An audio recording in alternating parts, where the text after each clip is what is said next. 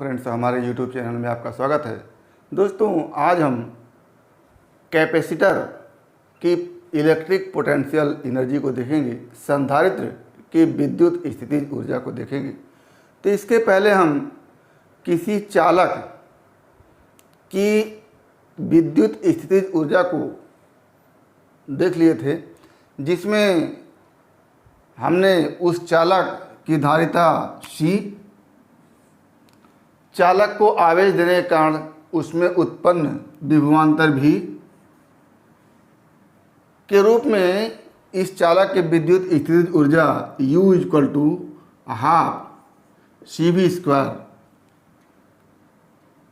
Half CV² को देखा था, या इसी में U = हाफ Q × V देखा था, और इसी में हमने देखा था U = हाफ Q²/C। ये तीनों फार्मूला हम किसी चालक के विद्युत स्थितिज ऊर्जा, किसी कंडक्टर के इलेक्ट्रिकल पोटेंशियल एनर्जी के विषय में देख चुके थे। आज हम किसी कैपेसिटर के इलेक्ट्रिकल पोटेंशियल एनर्जी के रूप में देखेंगे कि उसका फार्मूला कैसे होता है। तो फार्मूला चाहे चालक के लिए हो चाहे कैपेसिटर के लिए हो, दोनों के लिए यही फार्मूला होता है, और दोनों का डेरिवेशन भी बिल्कुल एक ही तरह का है। लेकिन वहाँ पर हम हर बात चालक के लिए बोलते थे, यहाँ पर हर तथ्य हम कैपेसिटर के लिए बोलेंगे। तो कैपेसिटर को विद्युत स्रोत से अगर हम चार्ज देते हैं तो उस चार्ज को देने के लिए हमको वर्क करना पड़ता है, कार्य करना पड़ता है। यही वर्क उस कैपेसिटर में इलेक्ट्रिक पोटेंशियल एनर्जी के रूप में कंज्यूम हो जाती है। यानी किसी कैपेसिटर को चार्ज करने में जो हमको वर्क करना पड़ता है, वही वर्क इलेक्ट्रिक पोटेंशियल एनर्जी होती है। तो पहले हम कैपेसिटर को चार्ज करने के लिए जो वर्क करना पड़ता है उस वर्क को निकालेंगे, और उसी वर्क को हम कहेंगे कि यही इस कैपेसिटर की इलेक्ट्रिक पोटेंशियल एनर्जी है। तो जैसे क्यों वर्क करना पड़ता है उसको हम देखते हैं। तो एक कैपेसिटर ये हमारा है जिसमें दो प्लेट हैं, और इस प्लेट को +Q चार्ज देना चाहते हैं। तो जब थोड़ा सा चार्ज हम दे देते हैं, इसको यूनिट चार्ज, अत्यंत अल्प चार्ज हम देते हैं, उसके बाद जब दूसरा चार्ज हम देने जाते हैं तो ये पहला वाला चार्ज Q1 दूसरे वाले चार्ज Q2 पर रिपल्सन फोर्स लगाता है, और इसी रिपल्सन फोर्स के लगाने के बावजूद भी हम वर्क करके इस Q2 को भी Q1 के करीब एडजस्ट करते हैं। यानी पहले का जो चार्ज है बाद वाले चार्ज को जाने पर रिपल्सन फोर्स लगाता है। इसी रिपल्सन फोर्स के अपोज में हम इस संधारित्र, इस कैपेसिटर को चार्ज करने के लिए कार्य करते हैं, और वही कार्य क्या हो जाता है, इस कैपेसिटर की इलेक्ट्रिक पोटेंशियल एनर्जी हो जाता है। तो मान लेते हैं कि कैपेसिटर को Q चार्ज देने से उसके प्लेटों के बीच पोटेंशियल डिफरेंस भी उत्पन्न हो जाता है। यानी हमने कैपेसिटर को चार्ज दिया Q, और इस Q चार्ज देने से उसके प्लेटों के बीच पोटेंशियल डिफरेंस भी उत्पन्न हो गया, और इस कैपेसिटर का कैपेसिटेंस C है। तो क्या कहेंगे कि let by giving the charge Q the potential difference produced between the plate of capacitor V and the capacitance of capacitor is C। Charging के दौरान एट एनी टाइम यदि कैपेसिटर के प्लेट पर चार्ज Q' हो, और उस समय उसके प्लेटों के बीच पोटेंशियल डिफरेंस V' हो, तो देखते हैं कि at any time after giving the charge Q' the potential difference between the plate is V', then क्या हो जाएगा, v dash is equal to q dash upon c. ये इक्वेशन हम 1 कर लेते हैं। अब इस क्यू डैश चार्ज देने के बाद यदि अत्यंत सूक्ष्म चार्ज डी क्यू देते हैं, अत्यंत सूक्ष्म चार्ज डी क्यू देते हैं, तो इस चार्ज डी क्यू को देने में कैपेसिटर पर किया गया वर्क क्या होगा उसको देखते हैं। After the charge Q dash the work done by given D Q dash is D W is equal to V dash into D Q. क्यों? क्योंकि हम जानते हैं कि v इज इक्वल टू क्या होता है, w अपॉन q होता है। तो हमने यहाँ पर चार्ज दिया है dq, और उस समय जब हमने चार्ज dq दिया तो पोटेंशियल डिफरेंस v डैश था, और छोटा सा कार्य dw किया हमने, तो dw इक्वल टू क्या हो जाता है, v डैश इंटू dq। अब ये वर्क डन हो गया एट एनी टाइम जब हमने चार्ज क्यू डैश दिया था और पोटेंशियल डिफरेंस v डैश हुआ था। इसके बाद छोटा सा चार्ज डी क्यू डैश देने पर जो छोटा सा वर्क डी डब्ल्यू हुआ वो हुआ v dash into D Q dash. Since हम कैपेसिटर को 0 से q चार्ज तक दे रहे हैं, तो अगर इस इक्वेशन को हम इंटीग्रेट कर दें 0 से q डैश तक, तो हमको पूरा वर्क मिल जाएगा इस कैपेसिटर को चार्ज करने के लिए। तो क्या लिखेंगे, by integrating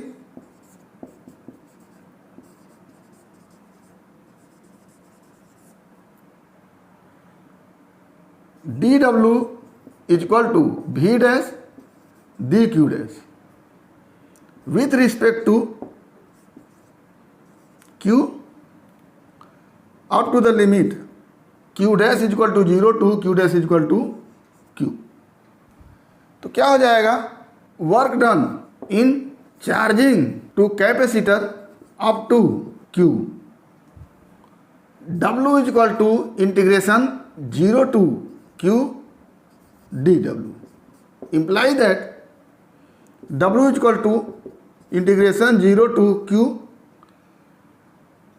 v dash D Q dash, और आप v डैश को लिख सकते हैं यहाँ से q डैश अपॉन c। तो क्या हो जाएगा यहाँ से, w is equal to integration 0 to q, v dash को लिखेंगे q dash upon c D Q dash. अब जब इसका इंटीग्रेशन करेंगे आप, तो चूंकि कैपेसिटर का कैपेसिटेंस कांस्टेंट है तो उसको बाहर निकाल लेंगे।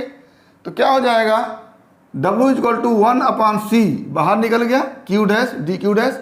अब यहाँ से क्या हो जाएगा, W इक्वल टू 1 अपॉन सी बाहर है, इसका इंटीग्रेशन करेंगे Q डैश स्क्वायर अपॉन 2 और लिमिट हो जाएगा 0 टू Q।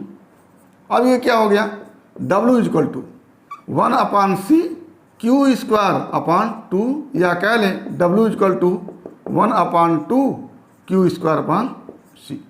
एक तो W इक्वल टू ये निकल गया, यानी पूरे कैपेसिटर को Q चार्ज तक चार्ज करने में जो वर्क डन है वो हो गया हाफ Q स्क्वायर अपॉन सी।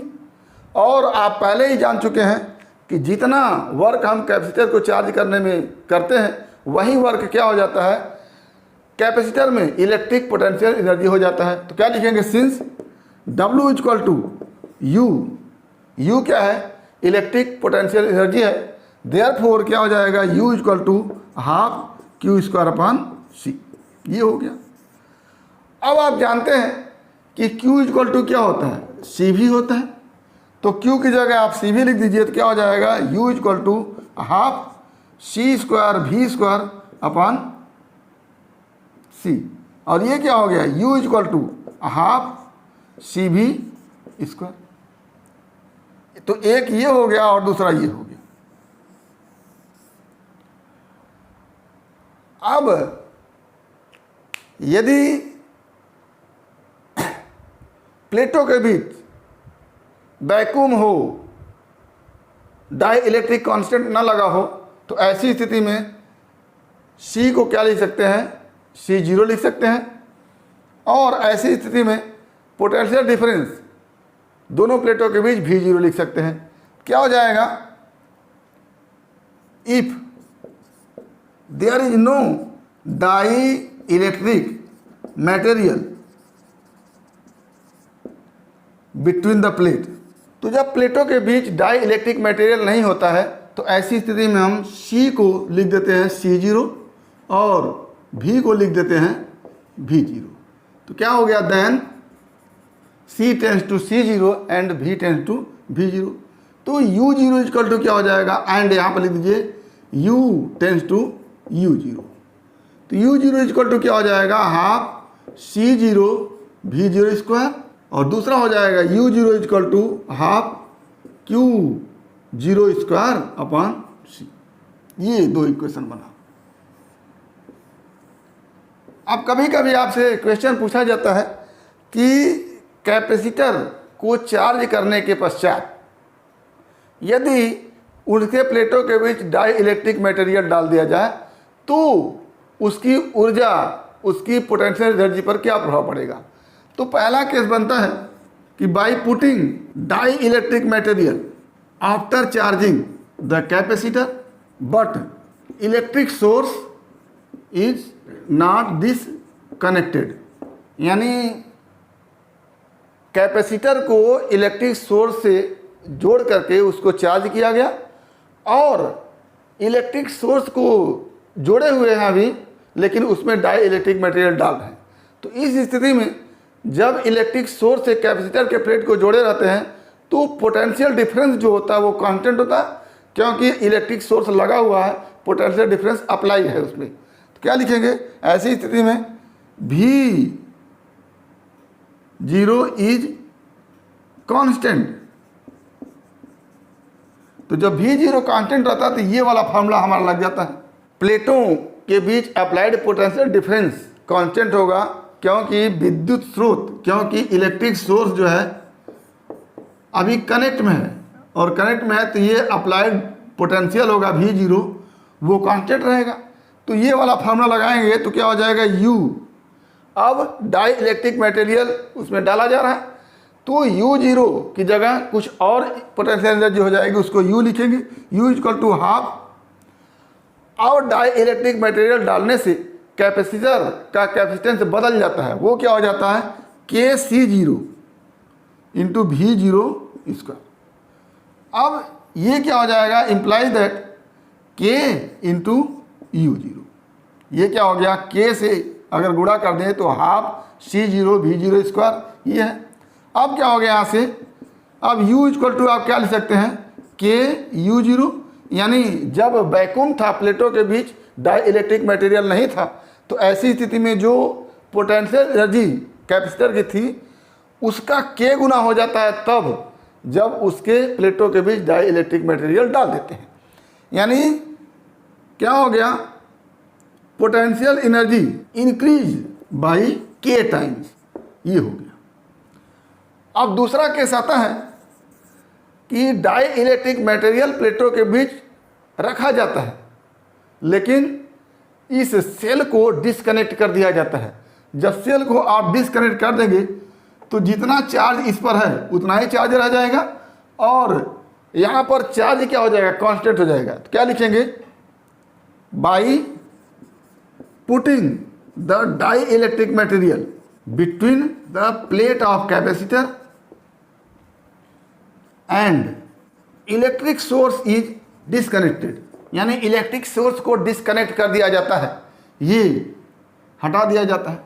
तो अब इस सेल की वजह से, इस इलेक्ट्रिक सोर्स की वजह से इस प्लेट पर चार्ज नहीं जाएगा, और चार्ज नहीं जाएगा तो Q0 क्या हो जाएगा, कांस्टेंट हो जाएगा। दैट इज क्या लिखेंगे, Q0 इज कांस्टेंट।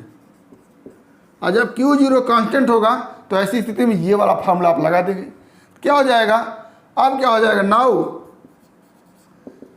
अब पोटेंशियल एनर्जी फिर बदल गई। जब कैपेसिटर के प्लेटों के बीच डाई इलेक्ट्रिक मटेरियल डालेंगे तो पोटेंशियल एनर्जी बदलेगी। क्यों बदलेगी? क्योंकि C बदल जा रहा है, सॉरी ये C0 रहेगा यहाँ पर, क्योंकि कैपेसिटर का कैपेसिटेंस बदल रहा है। तो ऐसी स्थिति में U इक्वल टू क्या हो जाएगा? हाफ Q0 कांस्टेंट है तो Q0 स्क्वायर अपॉन C0 की जगह क्या हो जाएगा? C हो जाएगा। और C आप जानते हैं K इंटू C0 होता है, तो क्या हो जाएगा? Implies that U equal to half Q0 square K into C0। अब क्या हो गया? ये हो गया implies that U0 upon K। ये इतना अगर आप देखें तो ये U0 है और U0 अपॉन K हो गया। तो यहाँ से क्या देखें कि K टाइम्स डिक्रीज हो जा रहा है, यानी 1/K का गुणा हो जा रहा है। तो क्या लिखेंगे? In this case the potential energy of capacitor decrease 1/K times, 1/K times. तो ये हमारा हो गया कि किसी कैपेसिटर को चार्ज करने में उसका इलेक्ट्रिक पोटेंशियल एनर्जी कितना होता है, जितना कि उसको चार्ज करने में हम उस कैपेसिटर पर वर्क करते हैं। यानी W इक्वल टू क्या हो जाता है? U हो जाता है। W इक्वल टू U हो जाता है। उसी W को हमको निकालना है, तो हमने उसको निकाला तो क्या आया हमारा? हाफ CV स्क्वायर या half Q square upon C। तब जब डाई इलेक्ट्रिक मटेरियल उसमें पड़ा था, यदि डाई इलेक्ट्रिक मटेरियल ना पड़ा हो तो क्या हो जाएगा? Half Q0 square upon C0 या हाफ C0 V0 स्क्वायर। अब जब डाई इलेक्ट्रिक मटेरियल डालते हैं तो डाई इलेक्ट्रिक मटेरियल डालने में दो कंडीशन यूज होता है। पहला तो डाई इलेक्ट्रिक मटेरियल प्लेटों के बीच डालते हैं लेकिन इलेक्ट्रिक सोर्स को डिस्कनेक्ट नहीं करते हैं। तो ऐसी स्थिति में प्लेटों के बीच पोटेंशियल डिफरेंस कांस्टेंट हो जाता है।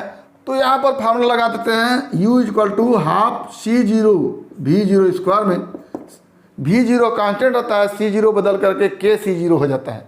तो ये हमारा बन के आता है U equal to K U0, जहाँ U0 क्या है? तब इलेक्ट्रिक पोटेंशियल एनर्जी है जब प्लेटों के बीच डाई इलेक्ट्रिक मटेरियल नहीं है। और आगे दूसरा कंडीशन होता है कि हम डाई इलेक्ट्रिक मटेरियल तब डालते हैं जब इलेक्ट्रिक सोर्स को डिसकनेक्ट कर देते हैं, और जब डिसकनेक्ट करते हैं तो Q0 कांस्टेंट हो जाता है और C परिवर्तनशील रहता है।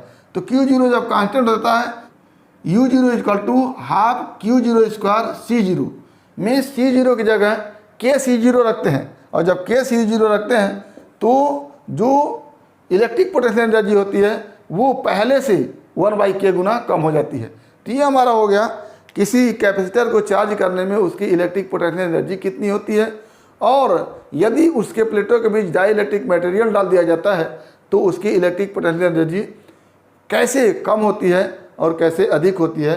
तो उम्मीद करते हैं कि टॉपिक आपको समझ में आया होगा। अगर इसमें किसी प्रकार की समस्या है तो आप हमारे YouTube चैनल के कमेंट बॉक्स में कमेंट करके अपनी समस्या का समाधान करेंगे। और यदि वीडियो क्लिप पसंद आए तो प्लीज़ लाइक करेंगे, शेयर करेंगे, साथ ही हमारे YouTube चैनल को सब्सक्राइब करेंगे ताकि इस तरह के वीडियो क्लिप का नोटिफिकेशन आपको मिलता रहे और आपके फिजिक्स की तैयारी होती रहे।